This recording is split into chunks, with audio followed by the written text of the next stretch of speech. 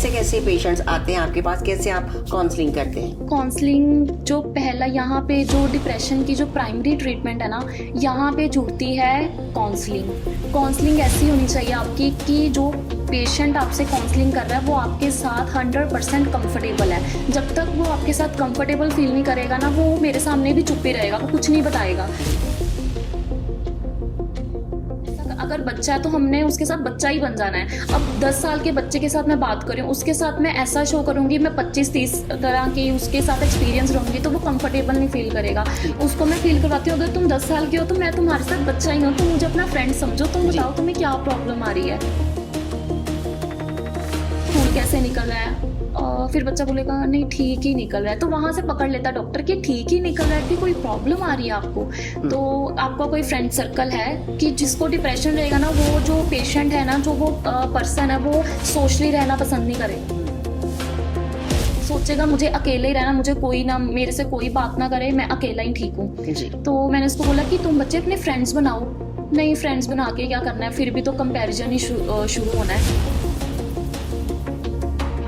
कि friend circle बनाऊंगा, अपने पेरेंट्स से इंट्रोड्यूस करवाऊंगा, फिर मेरी मम्मा पूछेंगी अच्छा इसका रिजल्ट कैसा आता है। यहाँ पे जो मेन रोल है ना, पेरेंट्स का ही जुड़ता है। काउंसलिंग मेरे पास, मैंने तो काउंसलिंग कर दी, मेरा अब यहाँ पे दो रोल होंगे। पहले तो जो मैंने बच्चे से उसका वो जो सारा निकलवाया कि हाँ तुम्हें किस चीज़ की प्रॉब्लम है, पहले हमने काउंसलिंग करने से पहले उसका कारण पकड़ा कि जो तुम्हारा कारण है वो डिप्रेशन में लेके जा रहा है, उस कारण को पकड़ लिया। अब उस कारण को जो पकड़ लिया बच्चे से, अब उसको ठीक कैसे करना है, यहाँ पे ठीक करेगा उसका एटमॉस्फेयर, उसके पेरेंट्स और उसके टीचर्स।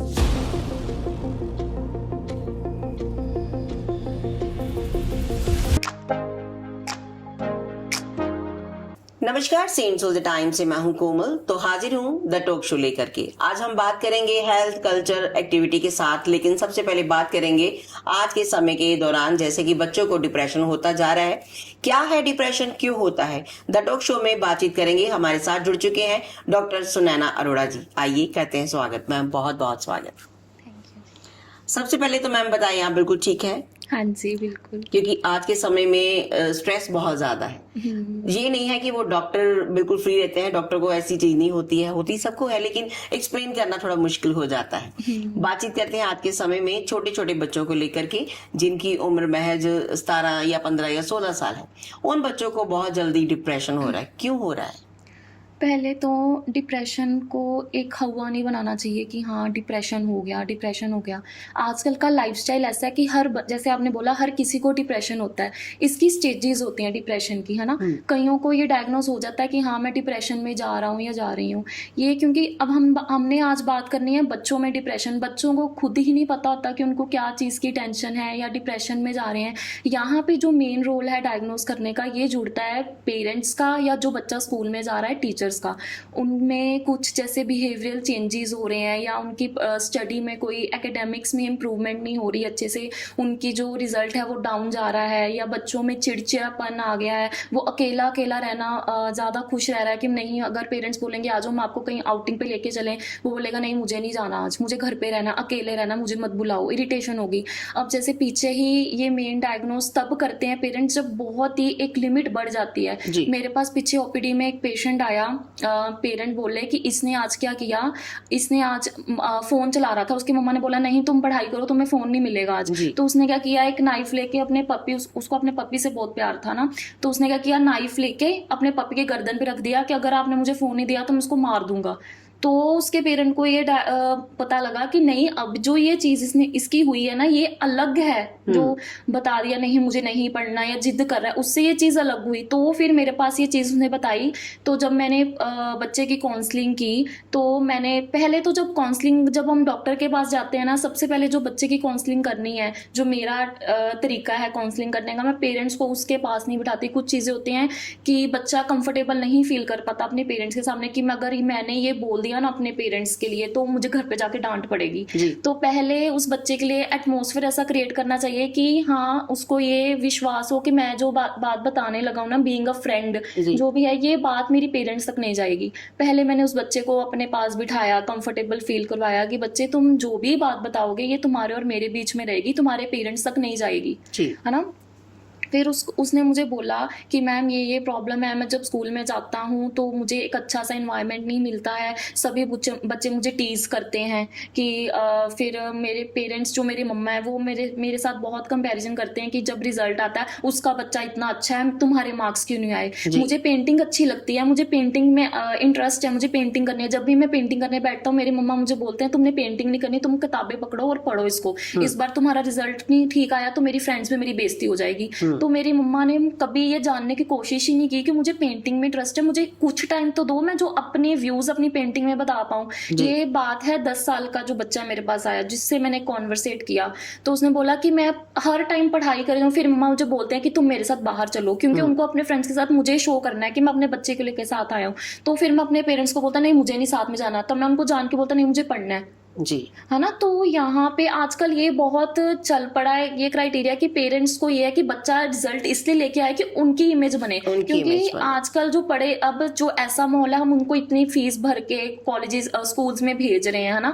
तो पेरेंट्स को ये है कि कल को रिजल्ट आएगा तो 2 पेरेंट्स उनको भी पूछेंगे आपका बच्चे का रिजल्ट कैसा है। उनको ये नहीं है कि उनके बच्चे का इंटरेस्ट किस चीज में है, उनको ये है कि अगर हम डॉक्टर हैं, अगर हम इंजीनियर है तो हमारा बच्चा भी हमारे साथ पूरे स्टेटस के साथ चले, रादर देन हम उनको सोचते ही नहीं है कि बच्चे का इंटरेस्ट किस चीज में है जी, है ना। तो आजकल ये बहुत बेसिक प्रॉब्लम हो चुकी है। सबसे पहले तो बच्चे का वो उसको कंफर्टेबल फील करवाना चाहिए अपने साथ कि हाँ उसको कोई प्रॉब्लम है, वो अपने स्कूल की प्रॉब्लम कुछ भी है उसके साथ एक कदम मिला के चलना चाहिए कि हाँ I am with you. Parents को ये करवाना चाहिए, जबकि आजकल पेरेंट्स खुद ही अपने माहौल में जुड़े हुए हैं। तो ये तो बहुत मुश्किल है, ऐसे तो हर बच्चा डिप्रेशन में ही जाने वाला आजकल के टाइम में। मतलब आपके कहने का ये है कि कहीं ना कहीं बच्चों की लाइफ खराब करने में पेरेंट्स का भी बहुत अहम रोल है। हाँ जी, अहम रोल इसलिए कि वो अपना स्टैंडर्ड अपना स्टेटस बनाने के लिए बच्चों के ऊपर अपनी मर्जियां लाद देते हैं, लेकिन बच्चों की जो खुद की इच्छा है वो जानने की कोशिश नहीं करते। होता क्यों है डिप्रेशन तो इसलिए होता है, पहले रीज़न ये है कि डिप्रेशन तो हम पहले मानते हैं कि जैसे बच्चे को कोई मूड स्विंग्स हो रहे हैं, इरिटेशन हो रही है, बिहेवियर चेंजेस होता है। जैसा बच्चा हर टाइम इरिटेट रहेगा, डिप्रेशन हम बोल सकते हैं कि ये कोई इतना बड़ा हुआ नहीं है। ये हम अगर मान लो बच्चे में कोई इरिटेशन हो रही है, कोई मूड स्विंग्स है, बच्चा रोने लग जाता है, उदास रहता है, अकेलापन फील करता है, हम उसको उस टर्म को नाम देंगे कि बच्चा अब डिप्रेशन में जा रहा है। इसके स्टेजेस होते हैं। मान लो किसी का रिजल्ट अच्छा नहीं आया, उसको डांट पड़ गई, वो 1-2 दिन उदास रहेगा, तो हम इसको डिप्रेशन नहीं बोल सकते। कुछ चेंजेस अगर ये पेरेंट्स नोटिस करें, कुछ चीज़ें 10-15 दिन होगी, महीने से 2 महीने से चल रही हैं, बच्चा रोई जा रहा, अकेला बैठ के, ये खुश ही नहीं रह रहा, हर टाइम इरिटेट रहता है, तब उस पेरेंट्स को तब सोचने की नीड है कि हाँ अब उसका बच्चा डिप्रेशन में जा रहा है, तो उसको उस चीज़ से कैसे बाहर निकालना है, उसको वहाँ पे एक प्रोफेशनल हेल्प चाहिए होती है। ये यहाँ पे जो 2 रोल मैं फिर ये हाईलाइट कर रही हूँ, यहाँ पे सिर्फ 2 पर्सन ही हाईलाइटेड हैं जो उस बच्चे को डिप्रेशन से निकाल सकते हैं। एक तो जहाँ बच्चा हर टाइम रहता है, वहाँ घर जो उसके पेरेंट्स है उसको नोटिस करते हैं, और सेकंड होम होता है स्कूल। वहाँ पे टीचर्स का रोल है कि अगर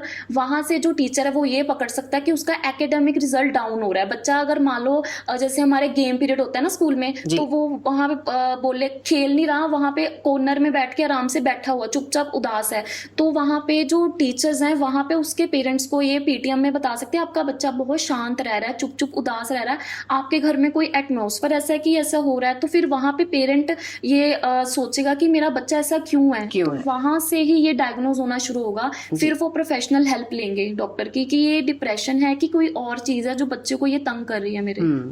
कहीं ना कहीं आपका ऑरा बहुत अच्छा होना चाहिए आपके बच्चों के लिए, बिकॉज आपके बच्चे की लाइफ है, और इसमें मुझे लगता है कि काउंसलिंग का बहुत ज्यादा अहम रोल रहता है। कैसे कैसे पेशेंट्स आते हैं आपके पास, कैसे आप काउंसलिंग करते हैं? काउंसलिंग जो पहला यहाँ पे जो डिप्रेशन की जो प्राइमरी ट्रीटमेंट है ना, यहाँ पे जुड़ती है काउंसलिंग ऐसी होनी चाहिए आपकी कि जो पेशेंट आपसे काउंसलिंग कर रहा है वो आपके साथ 100% कंफर्टेबल है। जब तक वो आपके साथ कंफर्टेबल फील नहीं करेगा ना, वो मेरे सामने भी चुप ही रहेगा, वो कुछ नहीं बताएगा। तो पहला काउंसलिंग रोल तो जुड़ता है, पर उसके साथ हमें भी ऐसा, अगर बच्चा है तो हमने उसके साथ बच्चा ही बन जाना है। अब 10 साल के बच्चे के साथ मैं बात करूँ, उसके साथ मैं ऐसा शो करूंगी, मैं 25-30 तरह की उसके साथ एक्सपीरियंस रहूंगी, तो वो कंफर्टेबल नहीं फील करेगा। उसको मैं फील करवाती हूँ अगर तुम 10 साल के हो तो मैं तुम्हारे साथ बच्चा ही हूँ, तुम मुझे अपना फ्रेंड समझो, तुम बताओ तुम्हें क्या प्रॉब्लम आ रही है, तो अच्छा स्कूल कैसे निकल रहा है, फिर बच्चा बोलेगा नहीं ठीक ही निकल रहा है, तो वहाँ से पकड़ लेता डॉक्टर कि ठीक ही निकल रहा है कि कोई प्रॉब्लम आ रही है आपको। तो आपका कोई फ्रेंड सर्कल है कि जिसको डिप्रेशन रहेगा ना, वो जो पेशेंट है ना, जो वो पर्सन है, वो सोशली रहना पसंद नहीं करेगा। वो सोचेगा मुझे अकेले ही रहना, मुझे कोई ना, मेरे से कोई बात ना करे, मैं अकेला ही ठीक हूँ। तो मैंने उसको बोला कि तुम बच्चे अपने फ्रेंड्स बनाओ। नहीं, फ्रेंड्स बना के क्या करना है, फिर भी तो कंपैरिजन ही शुरू होना है। वही बच्चे की बात कर रही हूँ जिसकी मम्मा ने मुझे बोला था कि फ्रेंड सर्कल बनाऊंगा, अपने पेरेंट्स से इंट्रोड्यूस करवाऊंगा, फिर मेरी मम्मा पूछेंगी अच्छा इसका रिजल्ट कैसा आता है। तो यहाँ पे जो मेन रोल है ना, पेरेंट्स का ही जुड़ता है। काउंसलिंग मेरे पास, मैंने तो काउंसलिंग कर दी, मेरा अब यहाँ पे दो रोल होंगे। पहले तो जो मैंने बच्चे से उसका वो जो सारा निकलवाया कि हाँ तुम्हें किस चीज की प्रॉब्लम है, पहले हमने काउंसलिंग करने से पहले उसका कारण पकड़ा कि जो तुम्हारा कारण है वो डिप्रेशन में लेके जा रहा है, उस कारण को पकड़ लिया। अब उस कारण को जो पकड़ लिया बच्चे से, अब उसको ठीक कैसे करना है, यहाँ पे ठीक करेगा उसका एटमॉस्फेयर, उसके पेरेंट्स और उसके टीचर्स। अक्सर होता है हमारे घर में, हम ना किसी बात को लेकर के लड़ाई झगड़ा करते हैं, तो वो बच्चे जो देखते हैं वो मन में बिठा लेते हैं, दिमाग में यही रहता है कि हमारे मम्मी पापा किसी ना किसी बात से झगड़ रहे हैं, तो वो बातों को लगता है वो अपने मन में रखता है, तो वो जो कारण है वो डिप्रेशन का कारण बन जाता है। कई बार ऐसा होता है कि माता पिता समझ नहीं पाते, तो वो ऐसे कहते हैं कि उनको कहीं बाबा के पास ले जाते हैं कि शायद इनको कोई ऊपरी कसर हो चुकी है।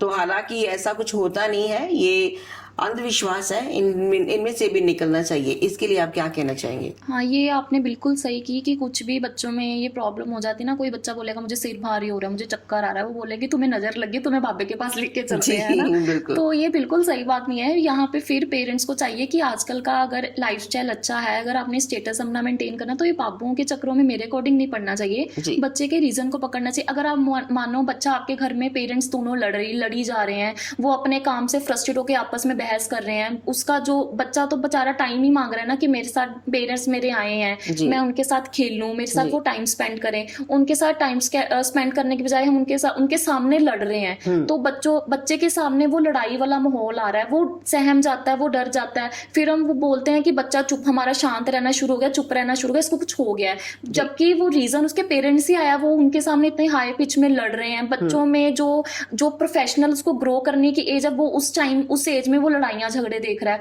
तो वो अपना टाइम कैसे स्पेंड करेगा? तो खेलना चाहता है, उसको लड़ाई वाला माहौल मिल रहा है। तो पेरेंट्स को यहाँ पे चाहिए अपना जो काम है, अपनी फ्रस्ट्रेशन है, वो साइड में रख के बच्चे के साथ एक बच्चा बन के उनके साथ टाइम स्पेंड करना चाहिए, ताकि बच्चा हमारे साथ कंफर्टेबल फील करे कि हाँ मुझे अपने पेरेंट्स के साथ खेलना है। मैं उनको अपनी बातें बताऊं, मम्मा पापा आपको पता मेरे स्कूल में आज ये हुआ, मैंने ये अपनी प्रोग्रेस की, मुझे टीचर ने मुझे ये बोला कि तुमने ये क्वेश्चन का आंसर दिया, तुम्हें ये इस चीज में पार्टिसिपेट करना है, मुझे इस चीज में ग्रो करना है। तो वो बच्चा बता ही नहीं पाएगा, वो तो बोला मेरे मम्मी पापा लड़ते ही रहते हैं, मैंने कुछ नहीं बताना उनको। बिल्कुल बिल्कुल, ये बहुत बड़ी बात है। हमेशा अपने बच्चों को आगे लेके आने के लिए हम दूसरों के साथ कंपैरिजन करते हैं। हाँ जी। दूसरों के साथ कंपैरिजन मत कीजिए, आपने बच्चे का खुद टैलेंट देखिए कि उसके अंदर क्या है, वो क्या बनना चाहता है, अपनी मर्जी उसके ऊपर मत थोपिए, उसके बारे में भी थोड़ा जानिए। बच्चा तो बच्चा है, लेकिन बच्चे को अच्छा बनाने में आपका सबसे बड़ा योगदान रहेगा। डॉक्टर साहबा, हमें ये बताइए कि इन बच्चों के लिए क्या क्या ट्रीटमेंट्स होते हैं? पहले तो हमने प्राइमरी ट्रीटमेंट तो काउंसलिंग हो गई है ना, उसके बाद जो सेकेंडरी ट्रीटमेंट शुरू होती है ना, वो कुछ हमारी आयुर्वेदिक हर्ब्स आ जाती हैं, जिसे हम मेध्य रसायन की कैटेगरी में लेके जाते हैं। जैसे ब्रह्मी, शंखपुष्पी आपने सुना होगा, तो बच्चों को ये ऑरली कंज्यूम करने के लिए देनी चाहिए, जैसे as a shake, as a drink देनी चाहिए, क्योंकि जो ये हर्ब्स होती है ना, इसमें जो हमारे ब्रेन की रिसेप्टर्स होते हैं वो बहुत अच्छे से वर्क करते हैं और ब्रेन पावर इंक्रीज करते हैं।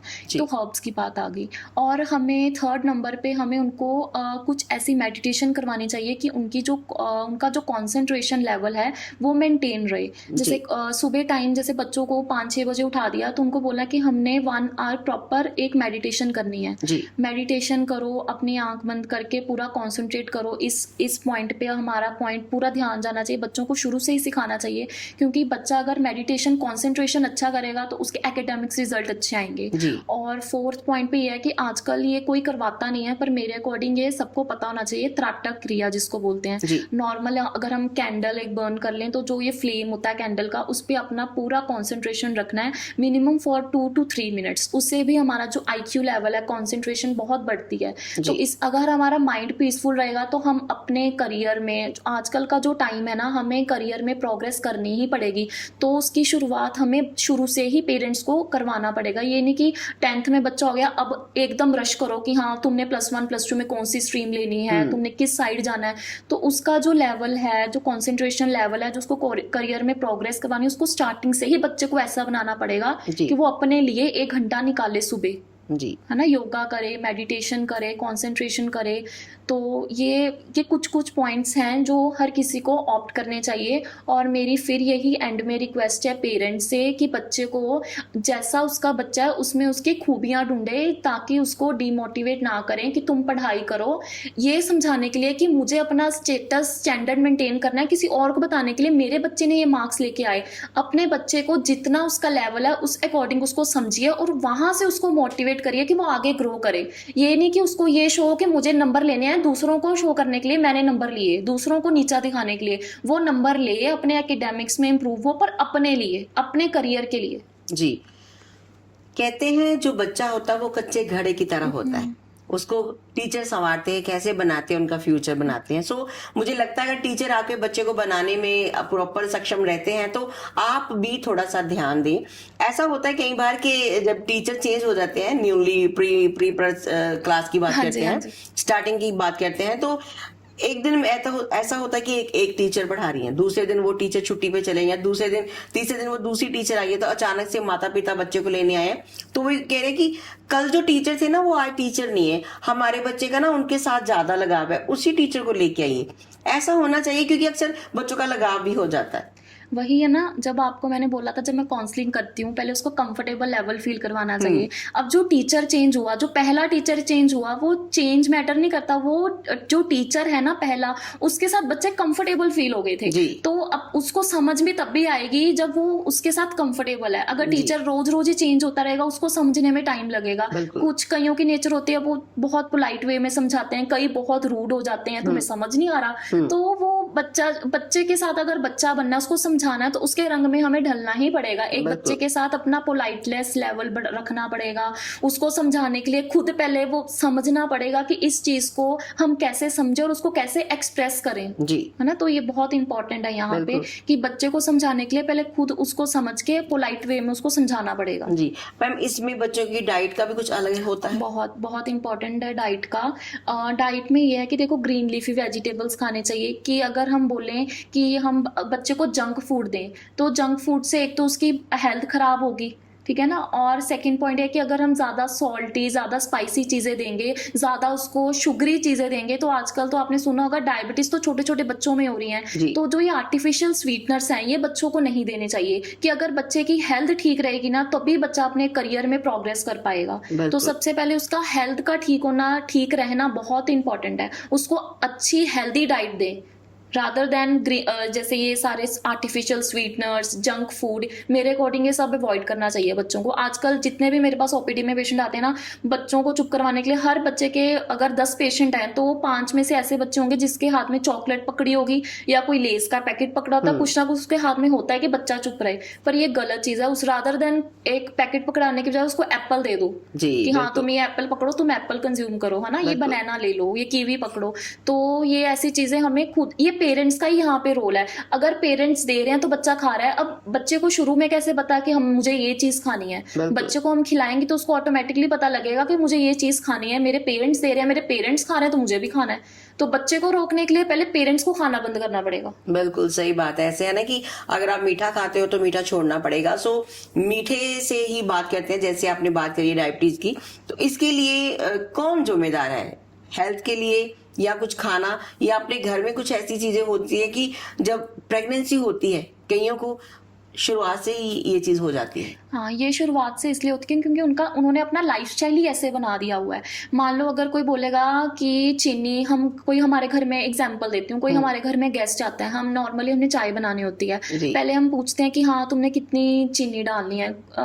अगर 10 लोग हमारे घर में आ गए तो उसमें एक ही बोलेगा कि नहीं मेरे लिए फिक्की चाय निकाल देना। वो भी क्यों बिल्कुल। बोलेगा? क्योंकि उसको शुगर है, वो डायबिटिक पेशेंट है। अगर यही हम शुरू से ही कर ले कि नहीं हमें फीकी चाय ही पीनी है, कि जो हम चीनी डाल रहे हैं वो है तो आर्टिफिशियल स्वीटनर, वो तो हमारी हेल्थ को खराब ही कर रहा है। तो अगर आपने अपनी हेल्थ को ठीक करना है तो इसके लिए आपको शुरू से ही आपको अपना डाइट प्लान ऐसा बनाना पड़ेगा। जो हम नॉर्मल जैसे चपाती खा रहे हैं, पोटैटोज ले रहे हैं, जो हमारे घर में सब्जियां बनती हैं, उसमें नेचुरल शुगर है, उसका कोई नुकसान नहीं है बॉडी में, क्योंकि जितनी हम शुगर ले रहे हैं उतना हम उनको बर्न भी करते हैं, हमारी कैलोरीज बर्न होती हैं।